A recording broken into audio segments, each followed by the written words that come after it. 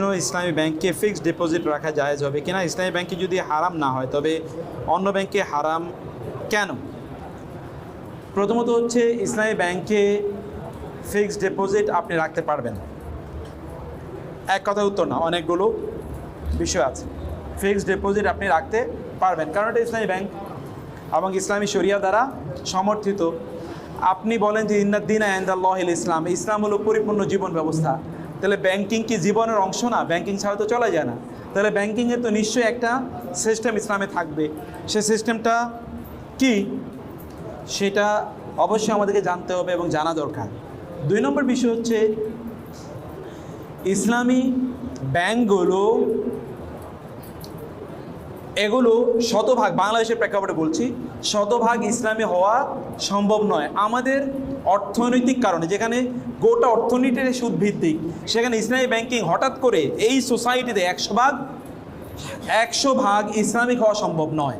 সেখানে কিছু প্রবলেম আছে, তারা চেষ্টা করছে সেই প্রবলেমগুলো দূর করার জন্যে, সেখানে বিভিন্নভাবে গবেষণা কাজ করছে, সেটা দূর করার জন্য তারা চেষ্টা করছে। ফলে এখানে কিছু প্রবলেম আছে। এখন আপনার 2টা চয়েস আছে, হয় আপনি কোনো ব্যাংকিং করবেন না অথবা আপনি ব্যাংকিং করবেন। আপনি যদি ব্যাংকিং করতে হয় তাহলে একটা হলো ডিক্লেয়ার্ড হারাম ব্যাংক, অর্থাৎ 100 ভাগ হারাম কাজ, সুদভিত্তিক। আরেকটা হলো সেখানে 100 ভাগই হারাম নয়, কিছু সেখানে হারামের এলিমেন্ট আছে, বিভিন্ন কারণে আছে, বা হারাম না বলে কমপক্ষে ডাউটফুল শুবহা এর অংশ আছে। কারণ আপনি কোনটা করবেন? ইসলামী শরীয়তের মূল নীতি হলো আখাফু দরারাইন, অর্থাৎ যেটা লেস হার্মফুল, কম ক্ষতিকর, এটা আপনি গ্রহণ করবেন। যদি দুটোই ক্ষতিকর থাকে তাহলে যেটা কম ক্ষতিকর এটা আপনি গ্রহণ করবেন, কারণ এটা তো আপনার জন্য কম ক্ষতিকর। আপনি এটা গ্রহণ না করে তাহলে আপনি হারামটার দিকে যেতেই হবে, হারামটা আপনি করবেন। আপনি বলবেন ডিপোজিট করাকে আমাদের জন্য ফরজ না, ডিপোজিট করা ফরজ না, কিন্তু ব্যাংকিং তো আপনি করতে হবে। ব্যাংকিং নাহলে আপনি চাকরি, ব্যবসা বাণিজ্য ইত্যাদি কোনো কিছু করতে পারবেন না। ফলশ্রুতিতে আপনাকে যদি ব্যাংকিং চুজ করতে হয় তাহলে you will have to choose Islamic banking.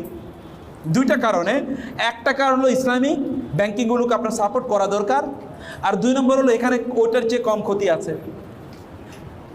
এর পাশাপাশি ইসলামিক ব্যাংকিংটা আমাদেরকে বুঝতে হবে। যদি আপনি মনে করেন ব্যাংকের শুধুমাত্র কাজ হলো টাকা দেয়া টাকা নেয়া, তাহলে আপনি ব্যাংকিং বুঝেননি। ব্যাংকিংয়ের কাজ শুধুমাত্র টাকা দেয়া না। যারা ব্যাংকিং পড়াশোনা করেছেন ইউনিভার্সিটিতে, ব্যাংকিংয়ের উপর অনার্স করেছেন, মাস্টার্স করেছেন, পিএইচডি করেছেন, তারা জানেন ব্যাংকিং এটা ডায়নামিক ইস্যু। এখানে বহু ধরনের কাজ এখানে আছে, এলিমেন্ট আছে এখানে, শুধু টাকা দেয়া আর নেয়া এখানে কাজ নয়। ইসলামী ব্যাংকিং যে সকল টার্মগুলো ব্যবহার করে, টার্মগুলো সব শরিয়া টার্ম। আপনারা যদি বুখারী মুসলিম পড়ে থাকেন, কিতাবুল বুয়ু, আমি পড়েছি, কিতাবুল বুয়ুতে অনেক শব্দ আছে, মুশারাকা, মুদারাবা, মুজারা, মুহাকালা, মুরাবাহা, বায়ুস সালাম, বায়ুল ইস্তিসনা, এরকম বহু টার্ম আছে এখানে। রাসূল সাল্লাল্লাহু আলাইহি ওয়াসাল্লামের যুগে বায়ুস সালাম ছিল, এগুলোকে তারা আধুনিক প্রেক্ষাপটে তারা ব্যবহার করেছে। ব্যবহার করতে গিয়ে তারা চেষ্টা করে তাদের সর্বত ফাত্তাকুল্লাহা মাসতাতুম, তারা যতটুকু পেরেছে তারা ততটুকু করার চেষ্টা করেছে। ফলে আপনি যদি জেনারেল টার্মে ব্যাংকিংয়ের কথা বলেন তাহলে you can do Islamic banking. আপনি বলবেন অন্য ব্যাংকের সাথে পার্থক্য কী? অন্য ব্যাংক সরাসরি তারা সুদের লেনদেন করে, সুদের হিসাব তারা কষে, আর এখানে সুদের হিসাব করেও না, সুদের হিসাব কষেও না। তারা ব্যাংকিং, ইসলামী ব্যাংকিংয়ের যে টার্মগুলো আছে এগুলোর অধীনে তারা কাজ করে। মোশারাকে এটা এই আলোচনা একাডেমিক ডিসকাশন, ইউনিভার্সিটিতে আপনাকে সাবজেক্ট পড়তে হবে এটা বোঝার জন্য। এখন আপনি বলবেন দেখতে তো একই রকম, বিয়ে আর জিনাও দেখতে একই রকম নাকি? আমি বুঝি নাই, খুব খারাপ শব্দ বলে ফেললাম। বিয়ে আর জিনা দুইটাই দেখতে একরকম, একটার মধ্যে আগদ আছে আরেকটার মধ্যে আগদ নাই, পার্থক্য কি? আপনি মুসলমানরা জবাই করে আর অন্যরা জবাই না করে খায়, পার্থক্য কি? আপনি শুধু জবাই করেন, একটা সিস্টেম করেন, আপনি বলবেন ঘুরিয়া খায়, এটাও তো ঘুরিয়াই খাওয়া। আপনার আর কাফের মুশরিকের মধ্যে পার্থক্য কি? পার্থক্য হলো আপনি লা ইলাহা ইল্লাল্লাহ মুহাম্মাদুর রাসূলুল্লাহ, আশহাদু আল্লা ইলাহা ইল্লাল্লাহ ওয়া আন্না মুহাম্মাদার রাসূলুল্লাহ, ও পড়ে না ও পড়ে না, এটাও তো ঘুরিয়েই তো খাওয়া, এক ধরনের ঘুরিয়েই খাওয়া লাগে, আর নাহলে জায়েজ হয় না। যেমন বিয়ে করা লাগে, আর নাহলে জায়েজ হয় না। অথবা এটি ঘুরানোর ইস্যু নয়, বুঝতে পেরেছেন? ব্যাংকিং ফতোয়া দেওয়ার জন্য ব্যাংকিং পড়তে হবে, বুঝতে হবে, আর নাহলে ব্যাংকিংয়ের ফতোয়া দেওয়া যায় না। এটা আমি জেনে শুনেই বলছি, মুখস্থ বলছি না। তবে ডিপোজিট করা আমি সাধারণত পছন্দ করি। যেমন আপনি আমাকে যদি বলেন তাহলে মেম্বরে বসে বলছে আমার কোনো ডিপোজিট নেই, আমি ডিপোজিট করাকে পছন্দই করি না। আমি ডিপোজিট কিসে করব?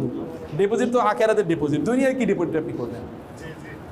আপনাকে আল্লাহ তাআলা দিয়েছেন এখনকার চলার জন্য, ভবিষ্যতের ব্যাপারে কি আপনার আল্লাহ ইবাদত আপনাকে বলছেন এই আগামীকাল এবাদতটা করে রাখো বলছেন?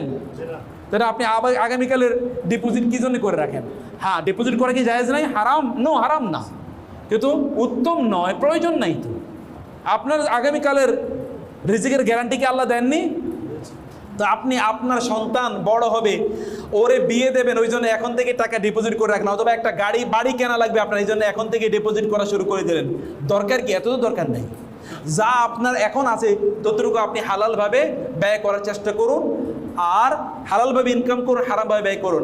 আল্লাহ তাআলা ভবিষ্যতের ইনকামও আপনার ইবাদত আপনার কাছে চান না, অতএব ভবিষ্যতের ইনকাম নিয়েও আপনার কোনো টেনশনের প্রয়োজন নেই। রিজিক যা আল্লাহর পক্ষ থেকে তা আপনি নির্ধারিত পাবেনই।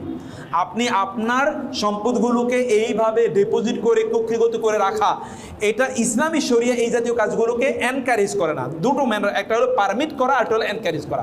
পারমিট করে কিন্তু এনকারেজ করে না। কেন এনকারেজ করে না? কারণ টাকা হলো প্রোডাক্টিভ। এটা আমি আবার ইকোনমিক্সের দিকে চলে যাই। টাকা হলো খুবই প্রোডাক্টিভ ইস্যু। এটাকে আপনি ব্যয় করলে, একটা ইন্ডাস্ট্রি করলে 5 জনের চাকরি হবে ওখানে।